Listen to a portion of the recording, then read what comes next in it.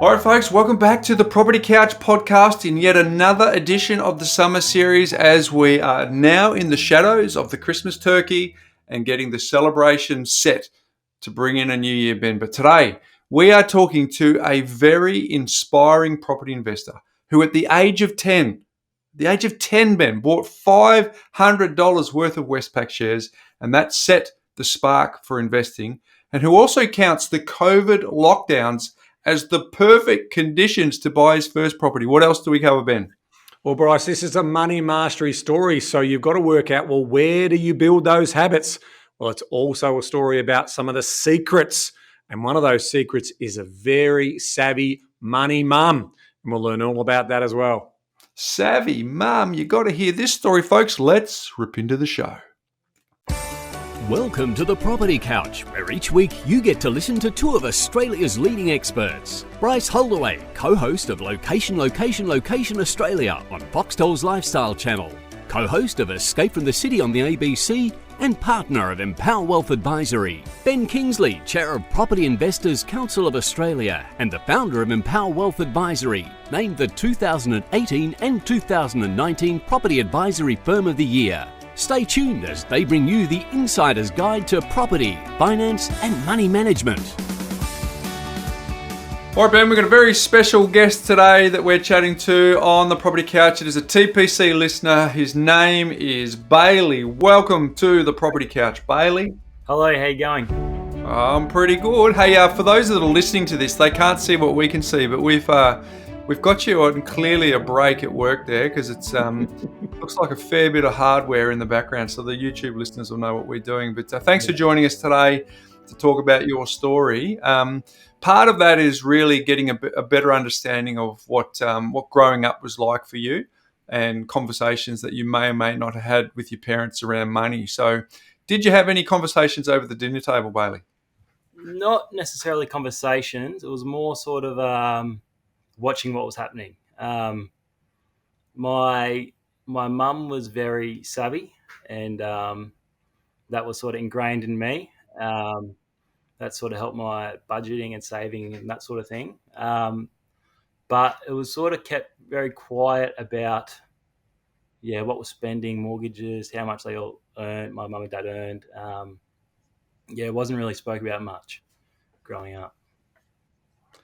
When you say mum was savvy, what were you observing in that? Just sort of like we wouldn't really ask for things. I don't know, we're sort of taught not to ask for things. We wouldn't really get what we'd ask for.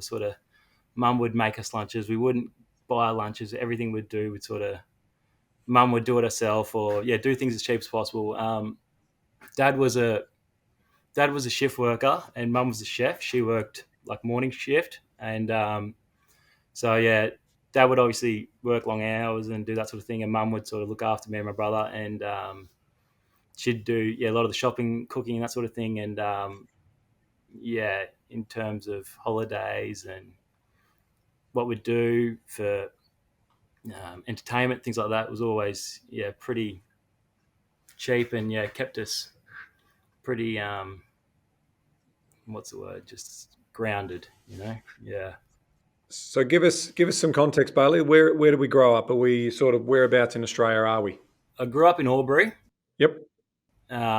Stayed there, did all my schooling there, same house my whole life, and then did an apprenticeship in Albury at the same place my dad worked, and then the company shut down, and then I moved to Melbourne.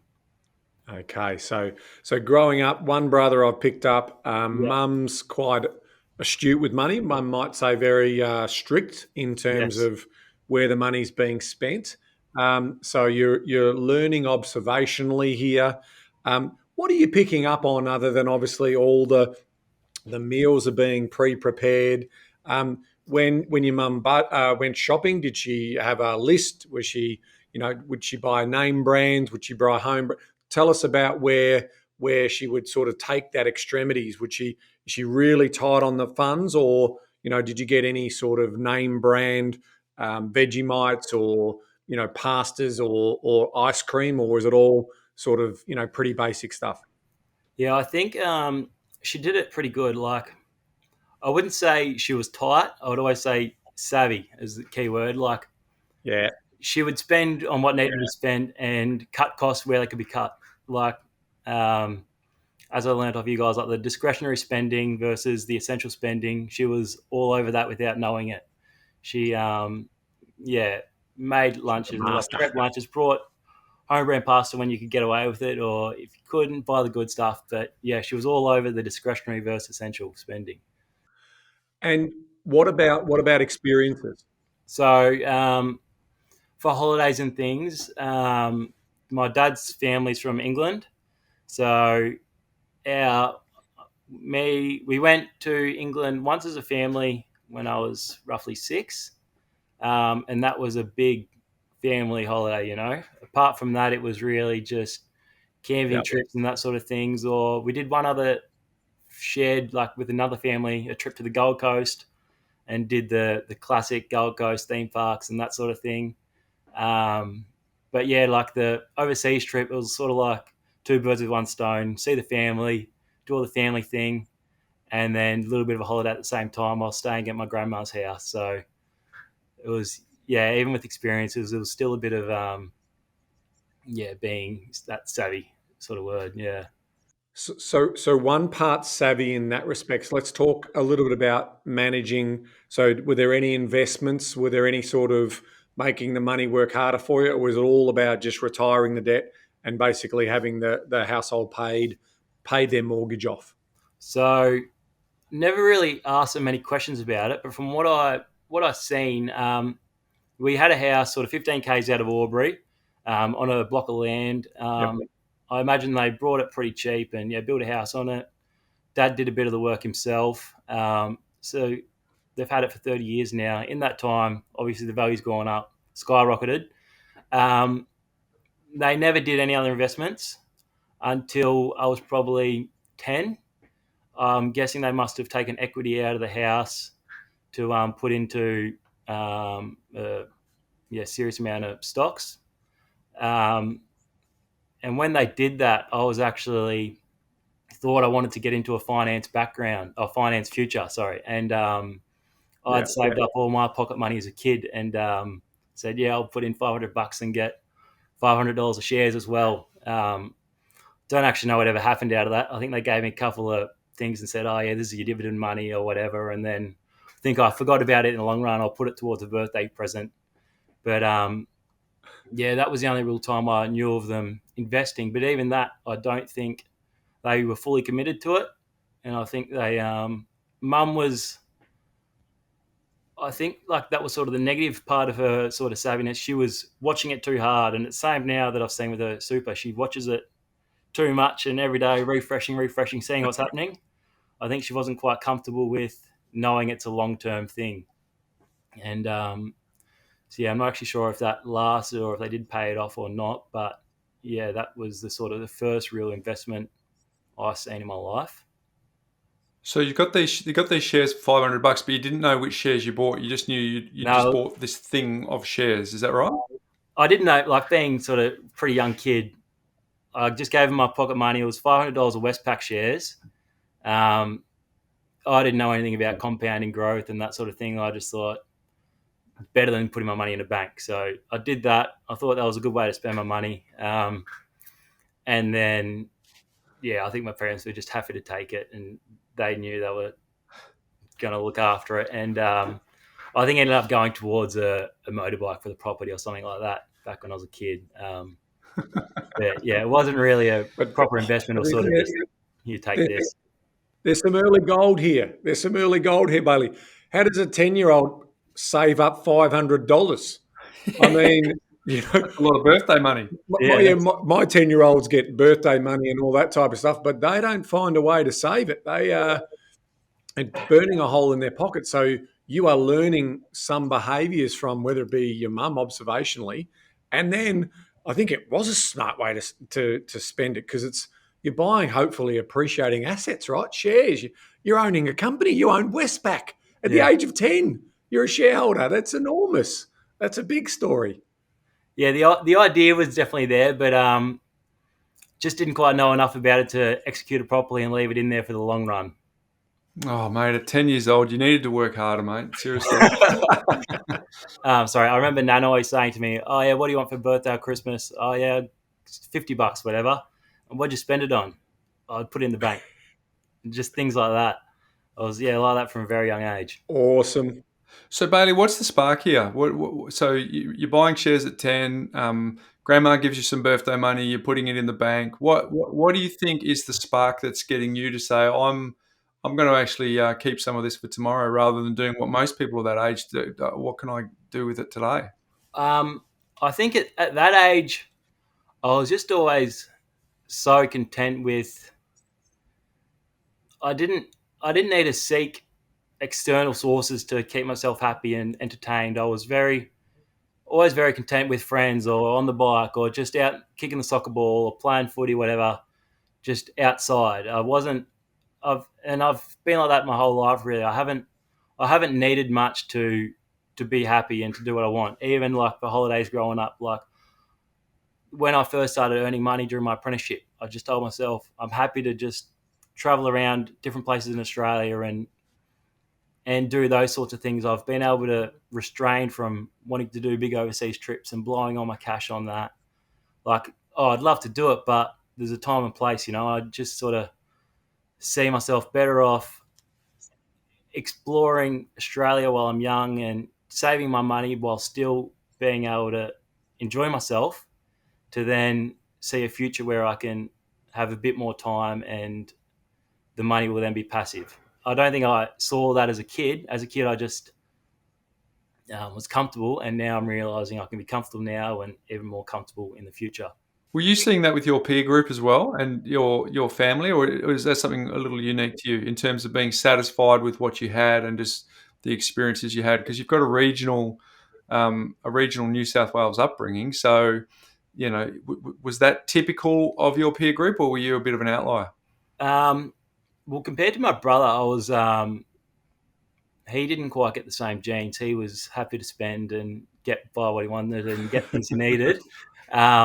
Where I was always the saver type. But then with my friend group, I was one of the few to go straight into an apprenticeship, versus a lot of them would do uni in Albury or uni in Melbourne. So they were all living off a very minimal uni allowance, and I was getting this cash coming in from my apprenticeship, and I would do things with my friends, but I would do what they could afford, So, Man, that sounds like a life hack.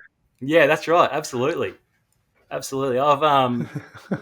like a few guys I work with, they got young kids coming up, and I've told them that you should definitely get your kids into a trade versus uni, just straight into making money, no HECS debt, anything like that. And I don't know, there's still the same outcome in the long run. Hey Bailey, there's people who realise this stuff when they're 50 and 60, that that this whole idea of delayed gratification and simple pleasures are often the ones that bring us the greatest amount of happiness.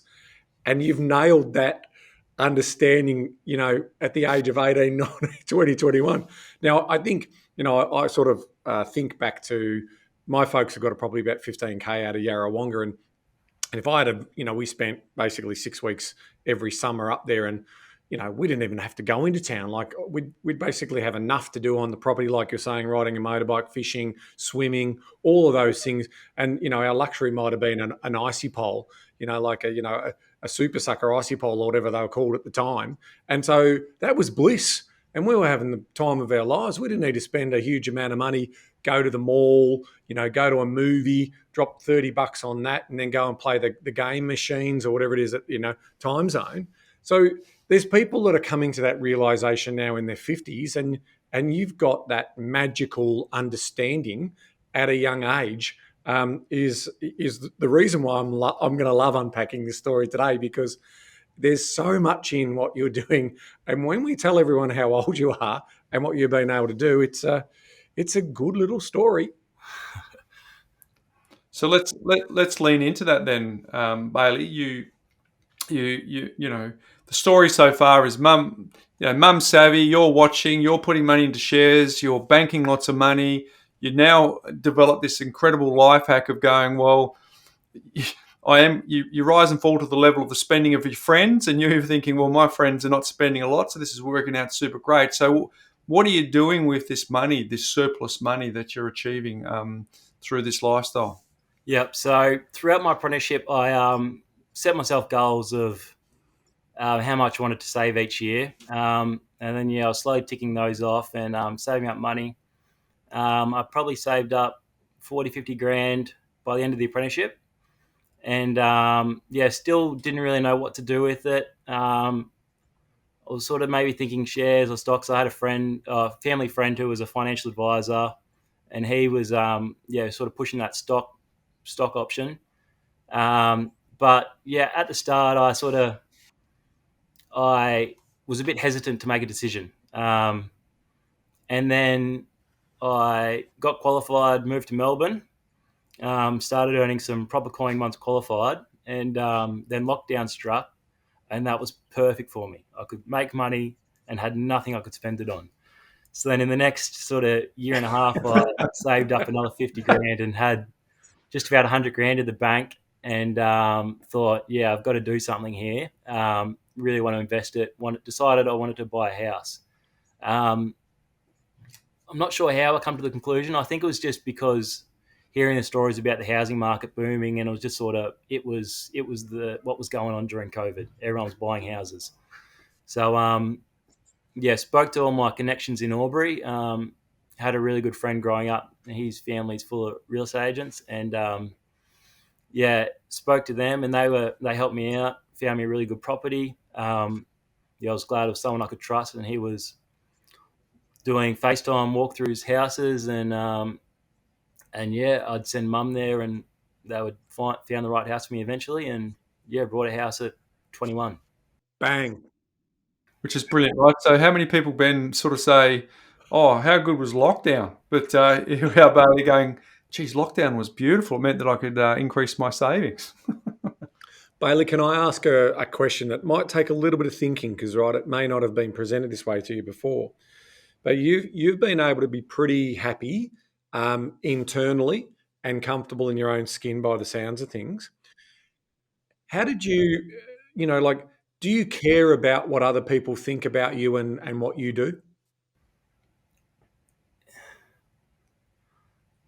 I don't care what they think.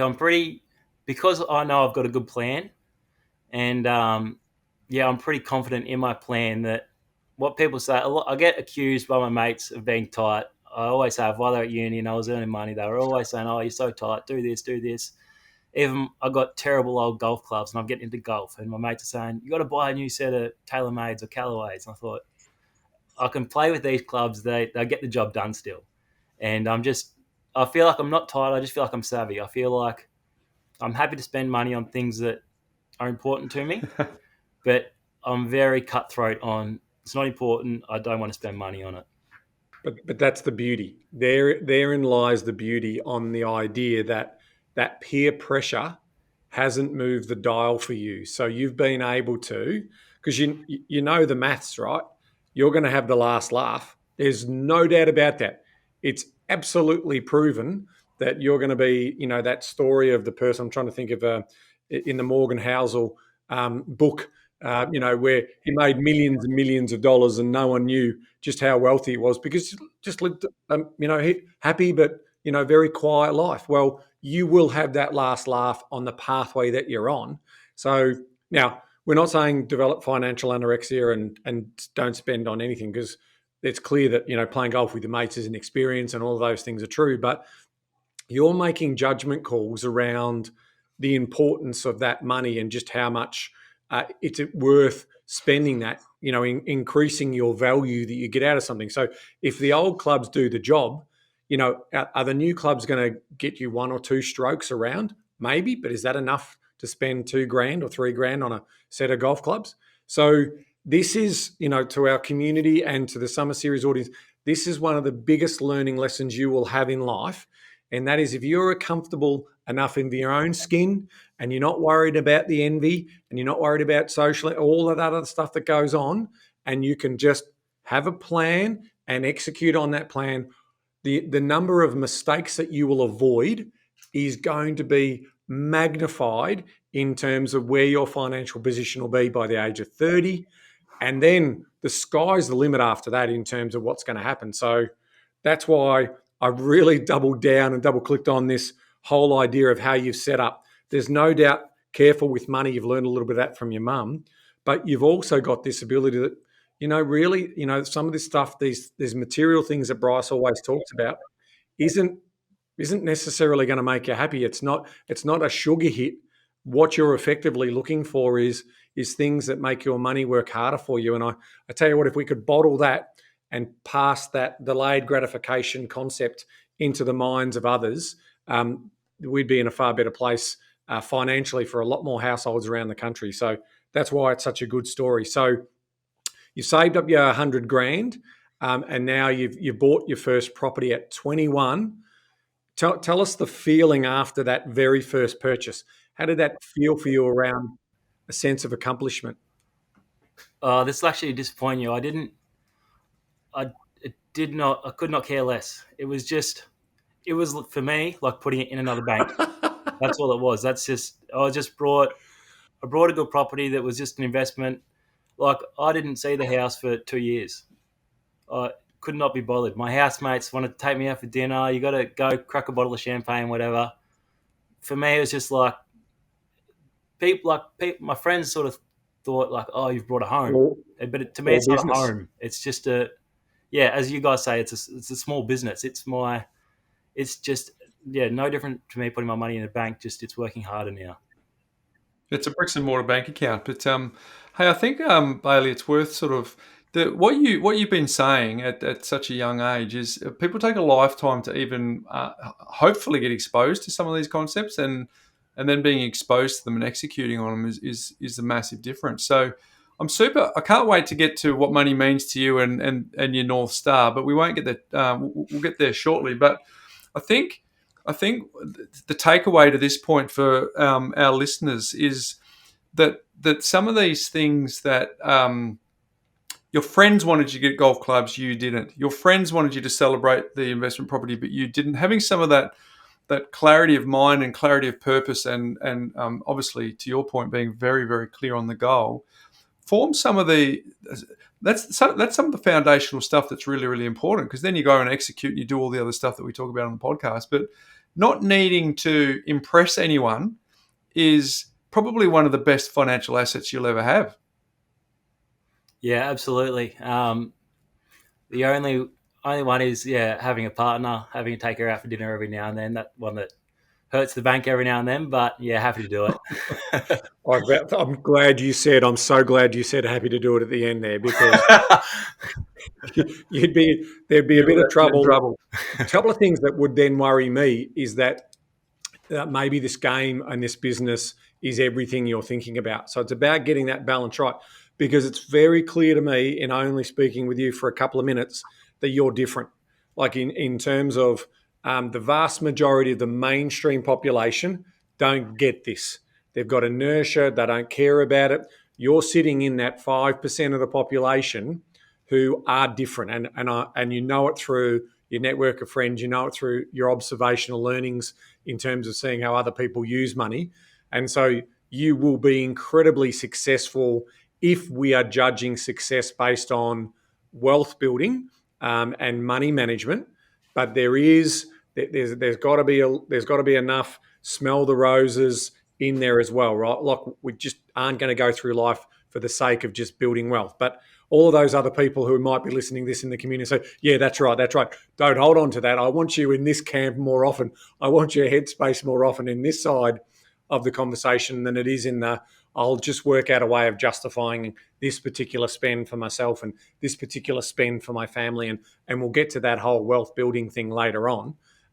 It should be in the right weighting to be delayed gratification, spend less than you earn, all of those classic sort of things, and then start making your money work harder for you. So I think that is the message here that hopefully will resonate to people, that there's a difference about you. And so what are those differences is what we're trying to, discover. such as that. Do you care about how other people think about you? You've learned about how mum looks after you. Those types of things are really interesting, and you're comfortable. Like you don't care about how other people judge you, and that's hard for a lot of people. And they've got to work on that, and that's the work that Bryce does a lot in terms of those money mindsets and the behavioural mindsets and the life hack stuff. That's about working on you rather than working on your actions around that sort of story. So all credit to you. Probably a good segue into the next step around with the business that you've just got into. How did you set yourself up? Tell us a little bit about your money structures and how you sort of gone about organising your finances and how have you built a habit and routine around what Yes. that looks like? So just on your last point about smelling the roses, an important thing for me that I've just sort of discovered is I was a bit too far in one direction, too far in saving my money, putting in the bank account. Yeah, But since sort of getting onto you guys and the more profile and sort of smart money, I'm just starting to learn about that. It actually has helped me more to spend more because like you're telling me to put this much money into my holiday account, this much money into going out, etc.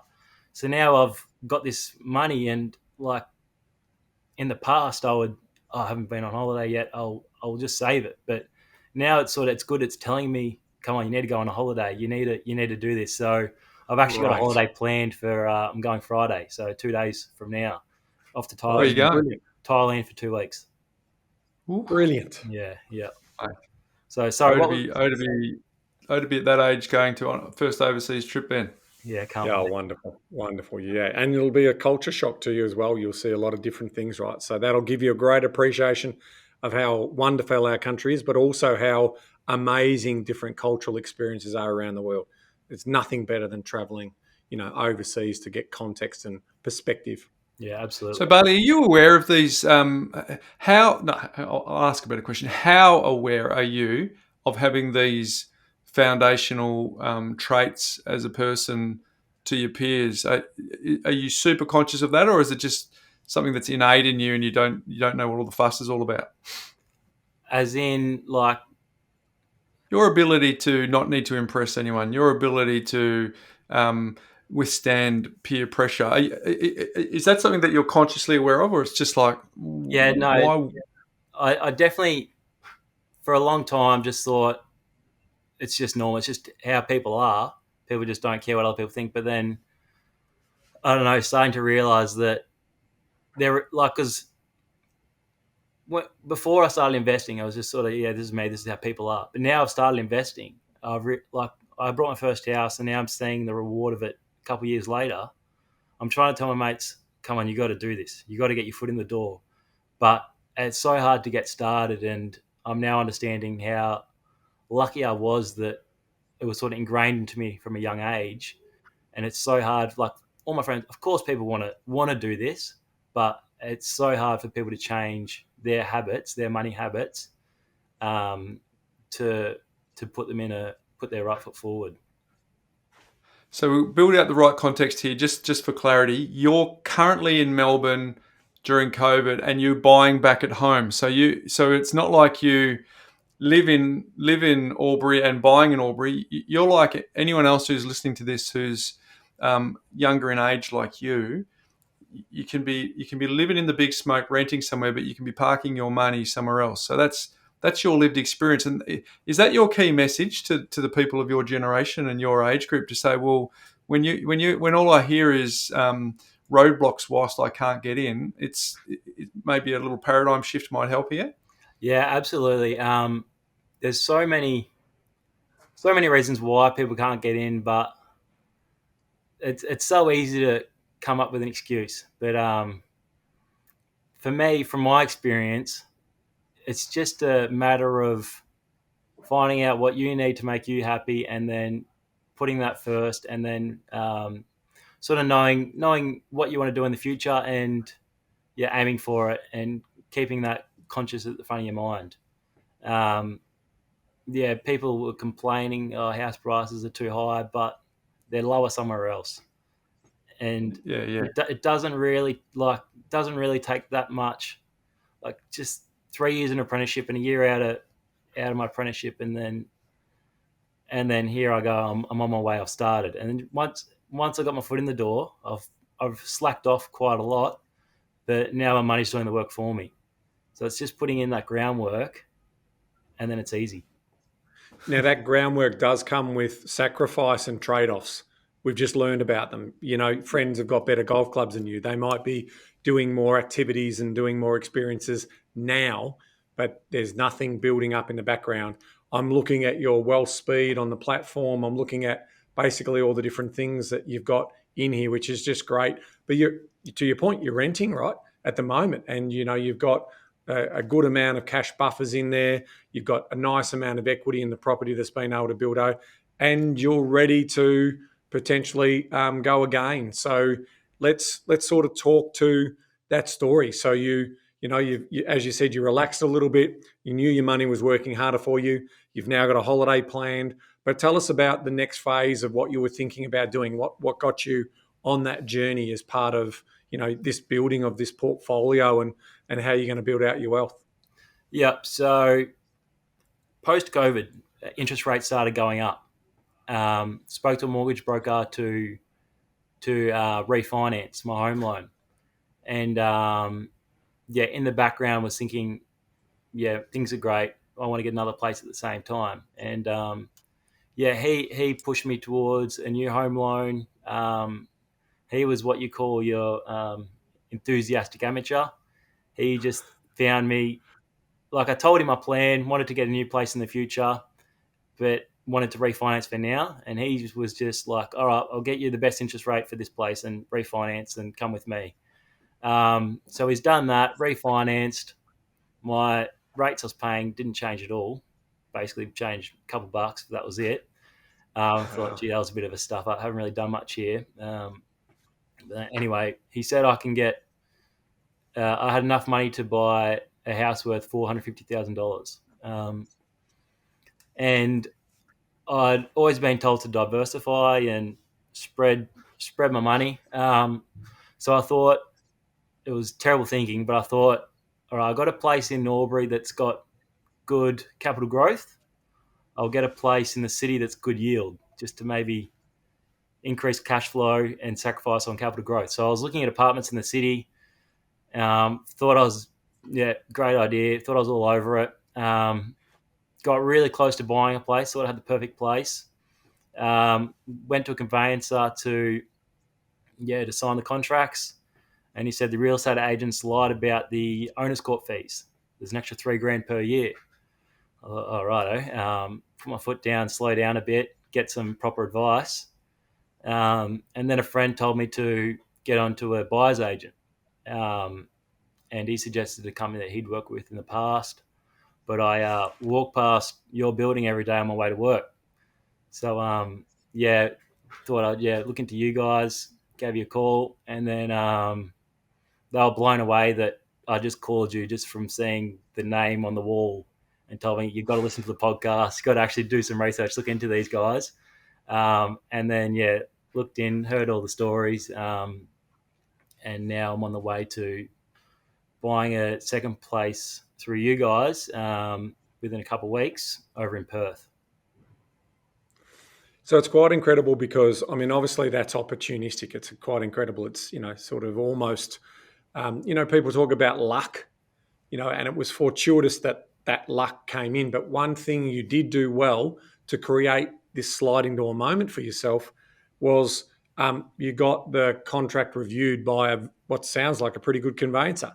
And you, just looking at the rough numbers, thought that a high density apartment in Melbourne had really good rental yields, but ultimately all of that yield was going to be eaten by your fees.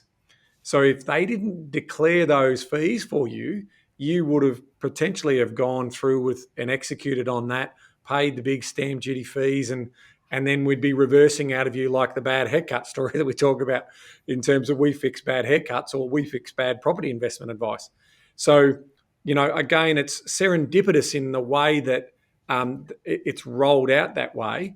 But you've gone and done some research, and now you've taken a different pathway. So I suppose from me, what has been, irrespective of the fact that it's with us, what has been the big lessons that you've been able to learn from the process that you've gone through? From being that enthusiastic amateur, to your point, having an enthusiastic amateur mortgage broker initially to refinance you. What have been some of the big lessons that you've learned as part of that journey? As I mentioned before, just one in terms of budgeting to make myself a bit more comfortable. That's what I'm just learning now. And then while building the property portfolio, I learned so much about really setting up each property to help the next one, find out, really, really lock in on exactly where you want to be at the end and where you want to finish with how much.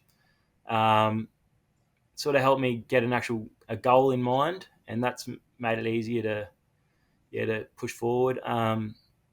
In terms of mortgages and home loans, I did not have a clue what was best for me. My old home loan had no offset. Um, just putting all my money into the account and using the redraw if I needed. Learning about offset and interest only repayments, that's been a huge one. And even just most importantly, choosing the correct investment, getting the correct location first, and then type of house, suburb, all that. That's been huge. When I first started listening, I thought, listening, because I went back and listened to the first 20 episodes, and I'm hearing you talk about it all. I'm trying to do it myself, but there's a difference between knowing what to do and what to look for, and then actually executing it. And I was trying to shortcut it, do it myself, save myself a buck, and then probably one of the most important things I've learned is to spend the money, get the advice off the professionals, to then just set yourself up, because they pay themselves off almost straight away. Bailey, do you reckon getting it right first was a help or a hindrance? Because sometimes when you get it right early and young, you can actually make the mistake that this is pretty easy. Yeah, spot on. I thought, I can do this in COVID, 300 kilometers away from where I bought a house. I thought, this is too easy, too good to be true. Why is everyone not doing it? And then, so close to making a huge step up in buying a high density apartment that was going to make no money in the peak of it, let alone when things go bad. It was for the first couple of years of the house, everything went so easy. And then the last 6 months before I come across a good plan and people that could really help me was it was a nightmare trying to figure out what to do. I knew I was ready to go again, but I didn't know how to do it. So until I seek the proper professionals to give me the right advice, that made it so much easier. Did it rattle you to the point that you thought I might not go again, or did it just rattle you to the point where I thought I'd just take a pause and just take a deep breath on this? Was there any risk that you weren't going to proceed? It put a lot of doubt in my mind, and it definitely slowed me down. It made me scared and cautious of getting back in the market. But now that I've got the right advice, I feel comfortable to go again. What bit made you scared? Was it the fact that there was some wolves in sheep's clothing? Yeah, spot on. The people who seemed the nicest and seemed like they were going to help you the most were actually the ones doing the most damage. I spoke to Brendan from your team, and he sort of gave me a bit of a reality check on what needs to happen. And then it was a bit of shock, but it's more what you need compared to the people telling you, buy this perfect property, get a home loan with this company, do this. It all sounds great, but they're just selling you something rather than giving you advice for what's best for you.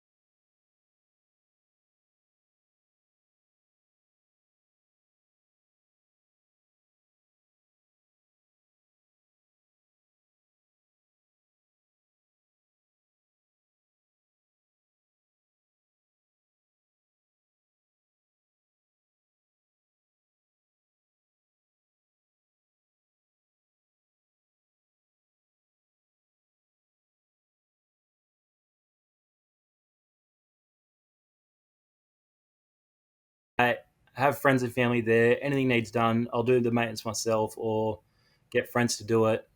Feel like I'm saving myself a lot of money there, but I sort of went back through it, looked at the things I spent my money on in terms of maintenance, and then compared it to how much I'd spend if I got a outsider to do it, and it was no difference at all really, and it saved myself time, gave me back the time. So it just made me realize if I am over in WA, it will actually make it feel less stressful, knowing that it's all just it's all like in my place in Albury. I feel like if there's a problem, I got to do it myself and got to get friends and family to do it myself. It feels like a burden. Whereas in WA, it's hassle free. Got my property agent to look after it. I will get my property agent to look after it, and yeah, I won't have to spend much time on it at all. So it's actually a bit of a blessing in disguise. Yeah, it's a passive investment, right? You're running a business, but you don't necessarily have to be hands-on in that business. Bailey, I want to spend a minute just as you're going through the process of organising your priorities, like big rocks in the jar, the sequencing, what you could afford in regards to borrowing power. And when Brendan maybe asks you the question about what about your owner occupied property or what does that sort of look like, take us through, what you were thinking and what you ultimately decided in terms of your planning approach. Are you rent vesting indefinitely until potentially you get serious with your life partner, or are you, so just take us through what that story looks like. My plan is to rent vest for as long as possible until, yeah, as you said, I want to settle down with a life partner, potentially have a family, whatever that entails, pets, whatever. Until then, yeah, so happy to. It's just so much easier to rent the lifestyle I want to live versus trying to buy a house that's too far out of town. That you're trying to do the best of both. Have a house, but you're also driving through an hour of traffic and tiny little backyard, and I find it's actually easier to rent where you want to live and then put your money into your investments. So we set my plan up as rent vesting for the time being until things change. Then I can quite easily go back to it and have a few minor adjustments for that. And so does that mean you're quite aggressive on this next purchase in terms of purchase price? Like, give us an indication of what sort of price you're looking to buy in around. Yeah, I'm looking at a place worth 500,000 Yep. in the southern suburbs of Perth. I don't know the area too well. Yeah, so it's going to stretch my savings down pretty low. I actually haven't set up too much defense. I feel like my defense is age And money discipline. and money discipline. You've got the two perfect things you need if you're going to have low risk profile or higher risk, I should say, and that is discipline and age. Yeah. So Bailey, with the summer series, we've been focusing on what money means to you, right? And you've given us some insights, and I'd love to know what it actually means for you. Because here's what you told us: peace of mind, time with family, work-life balance, improved lifestyle, and happiness. Right? A lot of those are sort of internal things, peace of mind and happiness. But there is clearly a priority around spending time with your family. What does improved lifestyle mean for you? And because of your discipline and because of your age and because of your time horizon, you are going to be a very wealthy man, right? So have you let your mind wander to what happens for you to have the improved lifestyle, because you're already borderline struggling to spend money, but because of what you're doing, you're going to have a lot of money. So I know there's a few parts to that question, but what does improved lifestyle mean to you, and what is the North Star? What's the goal that's keeping you driving to keep building out this portfolio? Yeah. So my like I've always sort of thought to myself, I don't want to be on the tools forever. I don't want to be doing factory work, fixing machinery for my whole life. I'm not too bothered about building a huge portfolio. I know, like I've started early, I've got the potential to build something big and really set myself up with a lot of money, but I'm sort of more excited to finish up early and have that time. Um, Throughout my life, I haven't really spoke about it much, but throughout my life, I've always sort of thought about like doing the right thing, like environmentally or like for the good of people. And I've always just sort of put it off, just thinking, oh, when I have more money or more time, then I can do it. So I haven't thought about the North Star too much, but that's sort of something I've been thinking about. Finish rather than working till I'm 50 and buying 6, 7 properties, whatever it is. My plan was sort of finish up that bit earlier, and then I've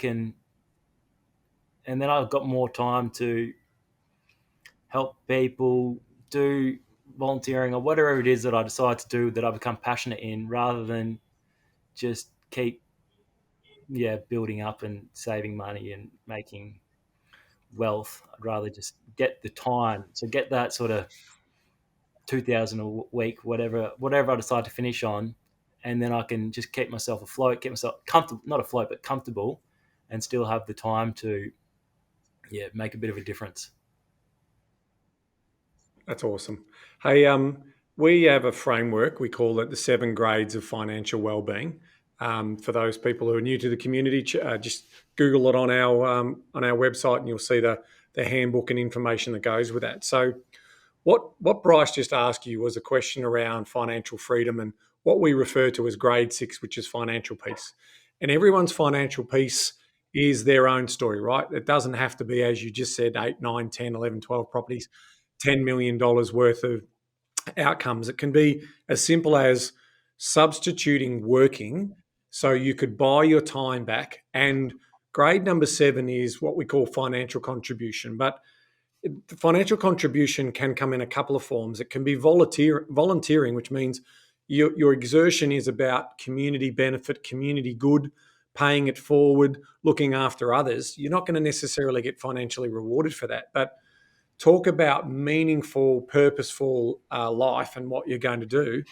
It's incredible, right? I mean, and if contentment can't be found there in that space, it's fairly hard to work out where contentment is going to be able to be found. So I think from my point of view, that's exactly why we put these sort of metrics and measurements out there, and how we try and give our community frameworks to try and aspire to where they need to be. But you are an example. You know, Bryce and I can already see you in your mid-30s and also, into your early 40s. And we can see what your life looks like because we've got lived experience. We're a little bit older than you. In my case, a lot older. So from that point of view, I think that's a really magical motivator and a driver. That's the intrinsic drive that's going to get you to where you want to be. And obviously, there's extrinsic drive, external drive attached to that as well. So my final question to you is this one. Bryce did a reach out a few weeks back for people to come onto the summer series, and you put your hand up.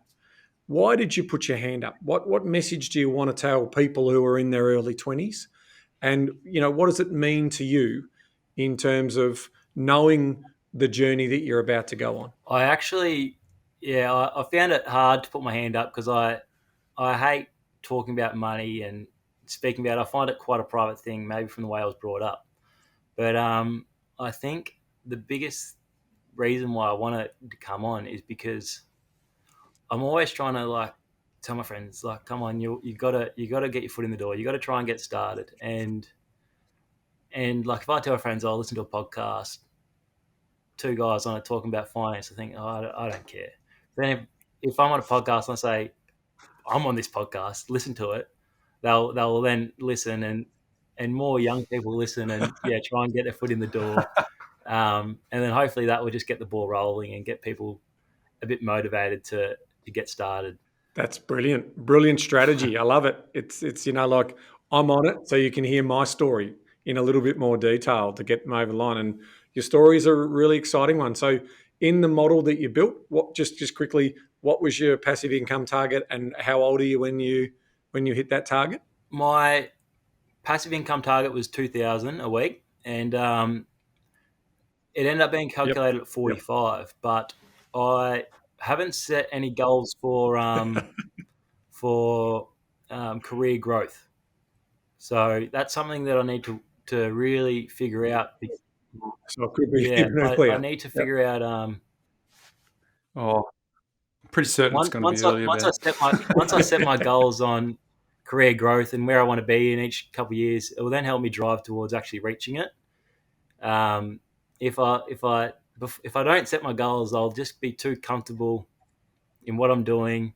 I'll think, oh yeah, I'll reach it when I'm 45. But if I set some goals and really drive myself to push and get there as soon as I can, yeah, it's something I need to do. Can I tell you? Sorry, just to jump in there. Can I tell you some research around goal setting? Because obviously on the More platform we have the My Goals area up. The research points to that if you think about your goals, there's no real great motivation attached to that, right?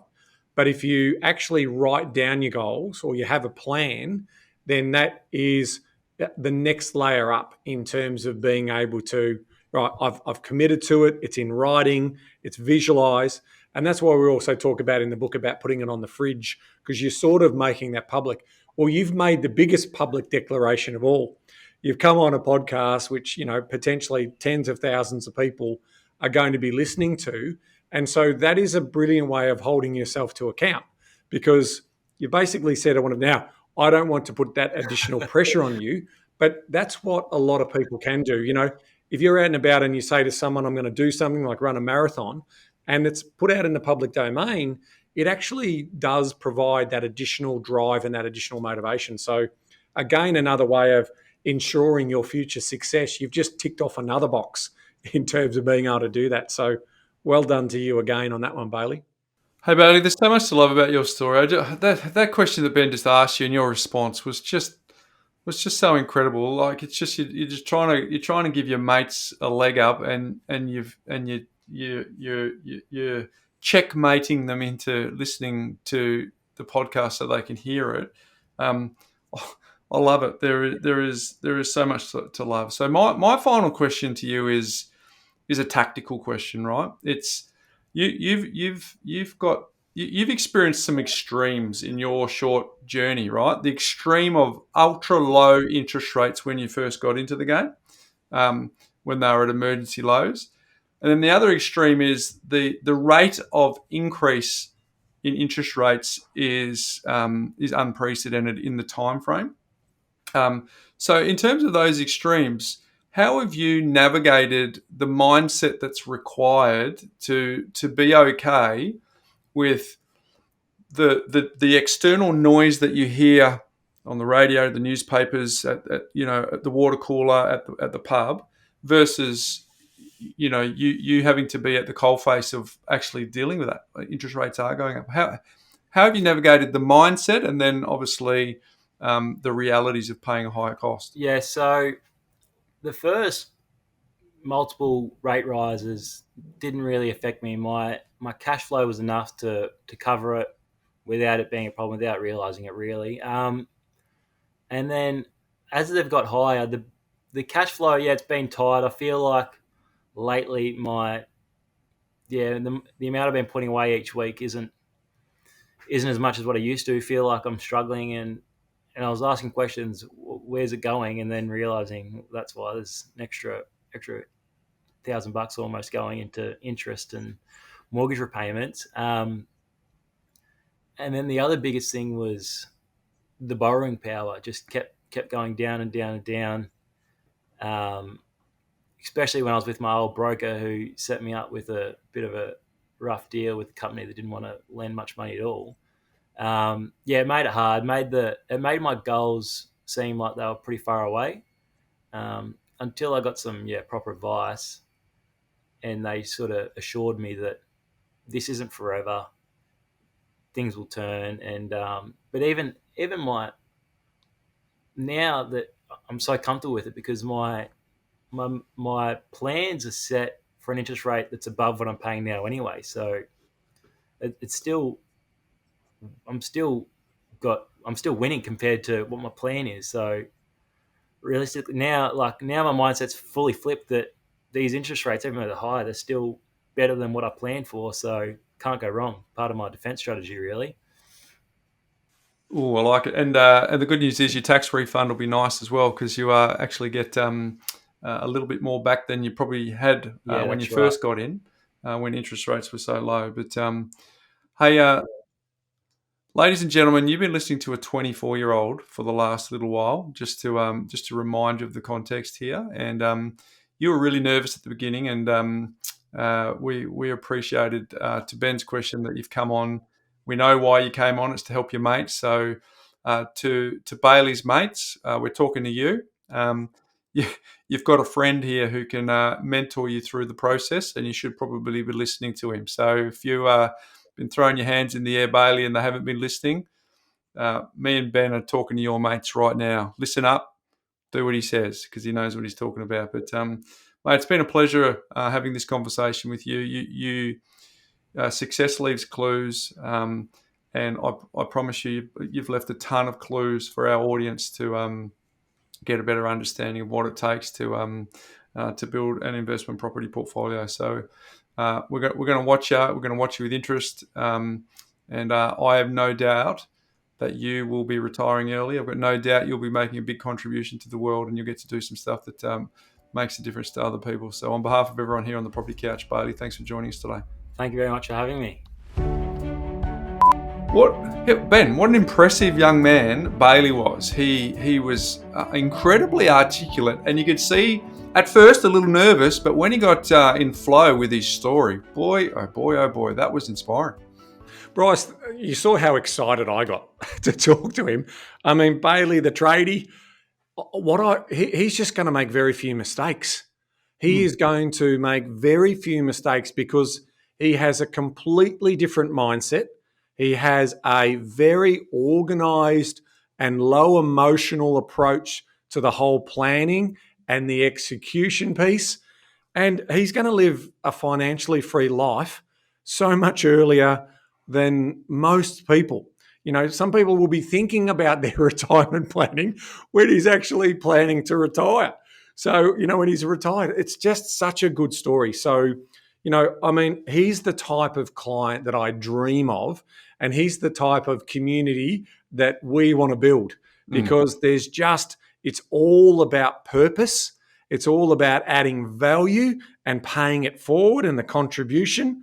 Doesn't care about what other people thinks. He's the perfect package. So he's close to what we call money mastery. Now, none of us ever get there, so make no mistake. You're just striving to get to money mastery and wealth creation mastery. He is on his pathway. How do I dot I's and cross T's on a story like Bailey's? I'm sitting back thinking to myself, well, one of the things that people like this are high aspiration, high understanding, high interest. I would be talking to him heavily about looking at the new card view inside the More platform, because it takes it to the next layer. So if we think about our financial classifications like income and expenses, and then we go to the next layer where we've got our items or our groupings. So what do I spend on transport? What do I spend on the house? What do I spend on education? Well, everything underneath that layer is where these people want to live. And so that third layer down, which is that card view, just allows them to get deeper context and deeper insights and understanding on that. So really, I'm just sort of saying, keep doing what you're doing, Bailey. That's the little bit of value add that I might be able to give you. And then just check in with us on a semi-regular basis, but get out there and start living your life as well, because it is a great story. And to the point, and a couple of these themes, Bryce, about finding a way, and young people saying that they're not buying into the negative sentiment that it's impossible to buy a property. Here's another example and proof of the story that you can actually do it. You've just got to be willing to make some trade-offs, some compromises, some sacrifices for that to happen. So you can see how excited I am about talking about him. It's such a great story, and he should be super proud of his efforts to date. He should be super proud of his efforts to date. And here's a message to his mates, Ben, because you remember at the end he said that one of the reasons he came on is so his mates would listen to this. So, boys, I'm talking to you now. You have someone within your sphere of influence that is going to make a significant difference in his life. So you've got a choice at this point in time. You can follow him and take the path that he's doing, or you can wait, and you can wait a decade and 15 years' time and look back and go, how lucky was Bailey? But right now, you have the same choice. You have the same environment. You have the same conditions that he has to actually do a similar path. So do yourself a favor. I know it's very difficult to be a prophet in your own village, Ben. No one likes to listen to your mates, but there are lots of people who are listening to this podcast who will be inspired by Bailey. So we're hoping that you, as his mates, are inspired by Bailey as well. And get on board, Ben. Get on board. Do what Bailey's doing. Let's put the challenge out there, Bryce. You've inspired me, and Bailey's inspired me to put the challenge out there. Gents, download the More app. Work out your wealth speed, right? Work out your exertion or your working income speed. Have a look at your passive income speed. Look at all of those speed gauges built into the platform and compare notes. You know, the reason why we say, what do you talk about money over the dinner table, is we've got to have this conversation. And we've got to have the conversation not only with our family and our loved ones, but also our friend network. It shouldn't be a taboo subject. So let's put the challenge out there for you, for the community, to talk to your mates, work out what your wealth speed is, have a look at your wealth clock, see how quickly it's ticking over, and see in terms of how you can accelerate that story out. Give yourself that challenge. Give yourself the challenge of saving more in terms of the annual surplus challenge. Make sure you do that, because I think it's going to be a massive opportunity for you to be able to hone in and get some focus on what's going to matter for you in your future, and start building that wealth today, because the best time to start was yesterday. The second best time to start is today. So you've inspired me, Bryce. I've got an idea. I'm going to build on it. Well said, mate. Well said. Now, folks, as we sign off on 2023 and we look forward to 2024, we understand that it was a year full of challenge and opportunity and lots of excitement. And really, it depends. The way that you reflect on the year is pretty much up to you. You get to write the story on how you reflect on the year. But here's what I want to hopefully inspire in you as you start to plan out 2024, because by the time we catch up next, the new year would have passed. And I just want to hopefully hope that the summer series is inspiring you to do one thing: spend less than you earn, invest the difference, and wait. So as you start to build your goals and you make New Year's resolutions and you get your gym membership all sorted in January, all we want to do is get that simple message to you that these people who have been on the summer series to date, and all of the guests that we've got coming on the summer series in January, have essentially done that. They spent less than they earned. They trapped some surplus. They invested the difference, and then they are being prepared to wait. And if you're prepared to do that, independence, lifestyle by design, and as Ben said, it's pretty easy. All you need to do is go and have a look at your numbers in the More platform, and you get a pretty clear understanding of how it all works. But Ben, that's hopefully the parting message that I want to do for 2023 is hopefully these stories are inspiring you, that it's not for other people. You can actually do it yourself too. So folks, Happy New Year. Ben and I are just as fired up for 2024 as we've ever been to deliver amazing content to you, our community. And mate, Happy New Year to you too. Happy New Year to you, mate. Take care. Until next week. Knowledge is empowering, but only if you act on it. Particularly around New Year's resolutions. See you next week, folks.